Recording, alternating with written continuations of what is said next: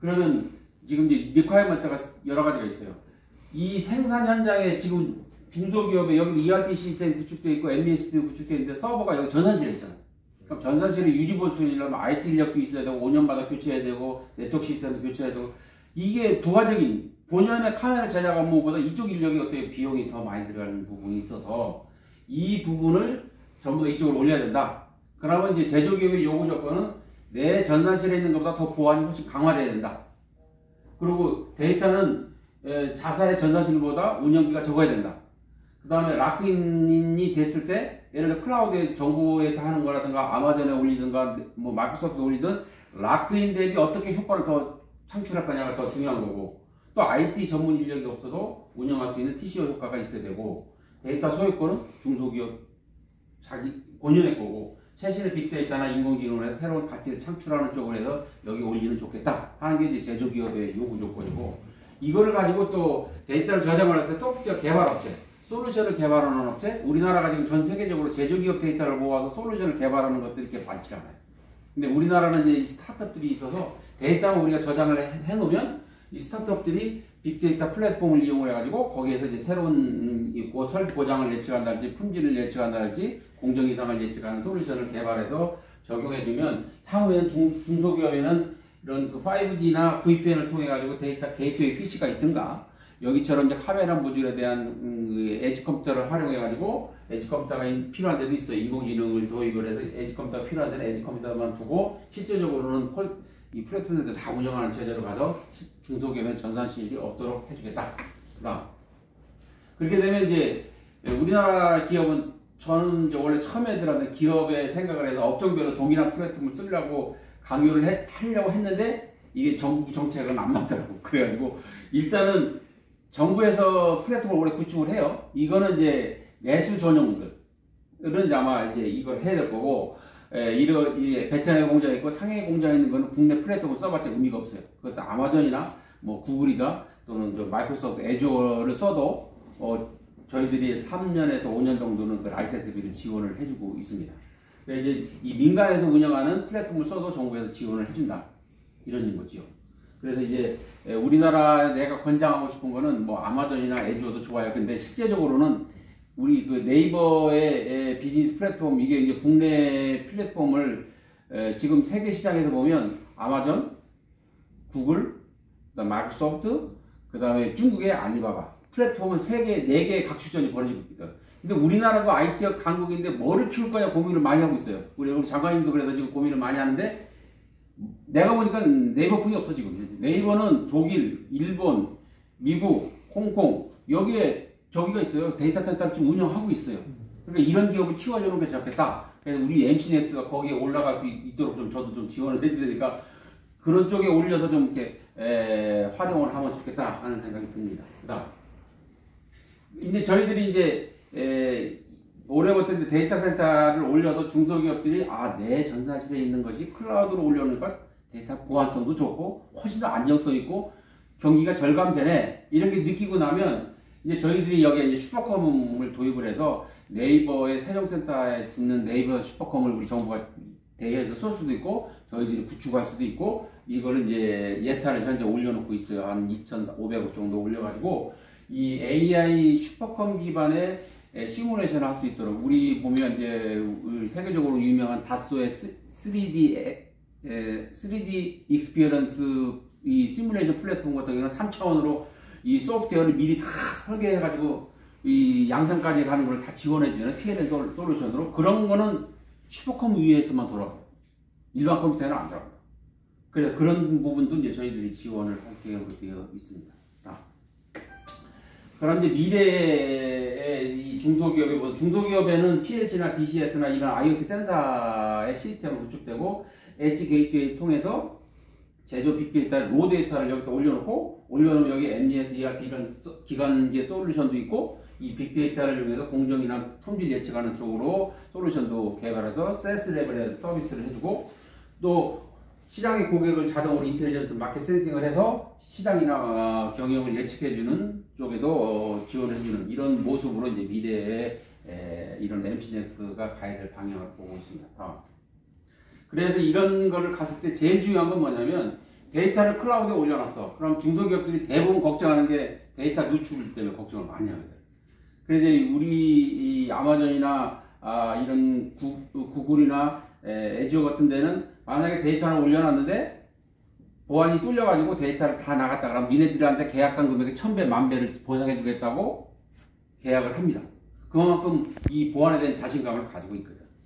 그러면 우리나라가 이제 중소기업 올라가면 자기 전용의 네트워크 있는, 방이 있는 것, 이걸 컨테이너라고 이야기를 하는데 그 상에서 기업의 데이터가 저장되고 ERP나 MES 시스템, AI 솔루션들이 적용할 수 있는 조업의 노하우를 저장해서 할 수 있는 활용을 하면서 필요한 거는 서플라이 체인 간에 서로 데이터를 주고받아서 재고 제로화한다든지 실수율을 높인다든지 이런 부분을 할 수 있는 부분은 양쪽의 사장님들이 결정에 의해서 이런 데이터를 주고받아 신호를 내자는 거고, 또 하나는 이제 로봇이나 이런 대형 압축기나 이런 부분들은 메이커에서 리모트 메인터넌스 할 수 있도록 별도의 방을 만들어서 그 수요기업의 제조기업의 그런 기계들을 공급기업들이 원격으로 정비를 해준다든가, 또 여기에 DB를 다 구축을 해놨는데 아직 우리가 품질 분석이나 이런 여력이 없어. 그럴 때는 그 데이터를 대학이나 연구기관에 솔루션 개발하는 기업에 팔을 수도 있다. 그런 거죠. 그런 거는 전부 다 중소기업 사장님들의 의사결정에서 이루어지는 겁니다. 그다음에 최종적으로 운영의 모습은 모든 산업의 로봇이나 선반이나 사출 이런 부분들의 데이터를 우리 홍 교수님 우리 지금 하고 있는 어셋 어드미니스트레이션 AES 이거 발표 바뀌었다. 어셋 어드미니스트레이션을 이용해 가지고 데이터를 수집 저장을 해서 모든 우리나라의 모든 로봇, 세계의 모든 로봇은 동일한 형태의 속성을 가지고 동일한 형태로 DB에 저장을 하는 거거든요.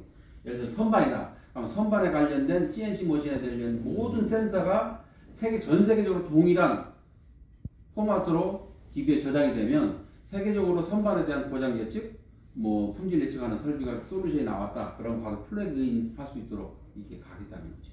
이런 거를 지금 저희들이 용역 사업으로 추진을 하면서 향후에 빅데이터를 분석해서 데이터의 가치를 창출하는 쪽으로 이제 리딩을 이렇게 하고 있습니다.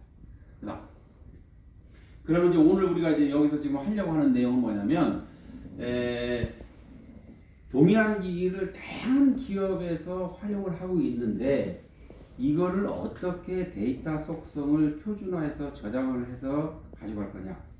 그러려고 하면 그 수입된 저장된 내용이 AI나 빅데이터를 나중에 활용을 할 때 플러그 앤 플레이를 할 수 있는 정도로 가려면 국제 표준이 어떻게 되어 있니? 그래서 이제 우리 홍소 교수님이 이제 TC65C 한국 전문위원장으로 이제 글로벌 표준화 활동을 하고 계시는데 거기에 이제 어셋 어드미니스트레이션이라는 표준과 CDD 표준들이 있어서 저희들이 활용을 하려고 합니다.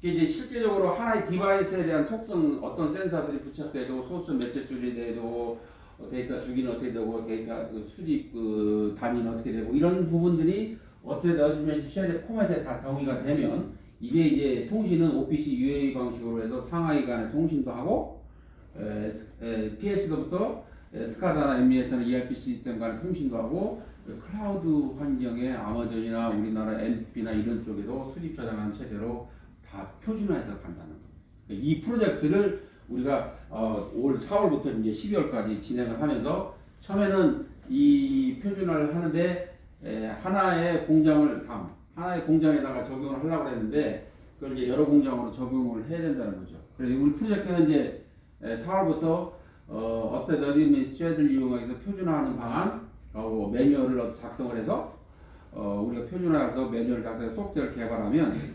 우리나라의 그 스마트 공장 보호 확산 사업을 하는 사람들이 데이터 수집 저장을 하는데 소프트웨어도 제공해주고 그 각 디바이스별로 속성을 어떻게 정의하는지 가이드라인 가지고 교육을 해서 우리나라하고 독일하고 같이 지금 코디네이터 하면서 협업을 하면서 각 디바이스에서 생산되는 센서들의 속성을 정의하고 그거를 실시간으로 수집 저장을 해서 클라우드로 동일한 형태로 올려가는 작업을 하고 있습니다.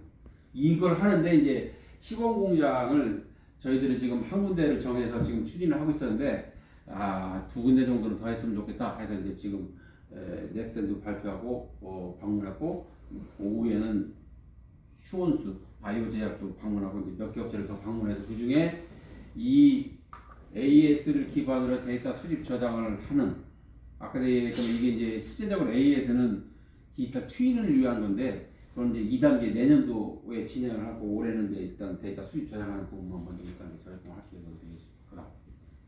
이제 마지막으로 보면 제조기업의 OPC UA나 데이터 수집이 되어 있고 이런 저장되어 있는 회사에 실제적으로 메이커 전용의 여기도 보면 이제 우리 ACS에서 ACS 기술 표준에 의해서 아마 메이커 표준에서 저장을 해놨을 텐데 그런 것들이 이제 디바이스별로 국제 표준에 기반으로 해서 저장을 해서 클라우드까지 활용할 수 있는 그렇게 되면 저희들이 9월까지 한계 공장에다 적용을 하기 위한 솔루션을 개발을 해서 가이드라인을 만들어 할 겁니다.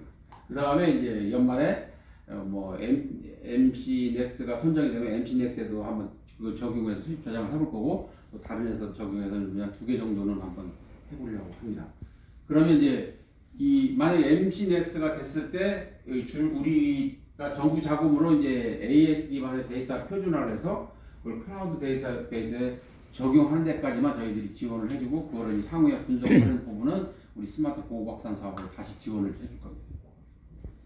그 다음에 이제 우리가 요번에 용역을 하면서 데이터 수집 저장 인프라를 여기다가 어떤 뭐 서버가 필요하고 하면 그 서버를 저희들이 정부 돈으로 설치를 해줄 거고요. 그게 게이트웨이나 해서 필요하면 이제 분석 툴도 일부 자그마한 거는 이제 제공을 해줄 계획으로 되어 있습니다. 요게 이제 세계 업체가 생산 현장에 있는 이런 장비들을 국제 표준으로 데이터 속성을 표준화해서 OPC UA 통신을 해서 어셋 어드미니스트레이션을 기반으로 해서 서버에 저장을 하게 되면 우리가 고도화 사업을 할 때 그 해당되는 기업을 먼저 3단계에 있는 회사는 4단계로 4단계에 있는 회사는 5단계로 정부의 자금을 좀 더 지원을 해서 리딩을 하도록 하겠다 하는 저희들이 전략을 가지고 있습니다. 이상 저희가 왔습니다. 저희들이 오는 목적 알겠죠?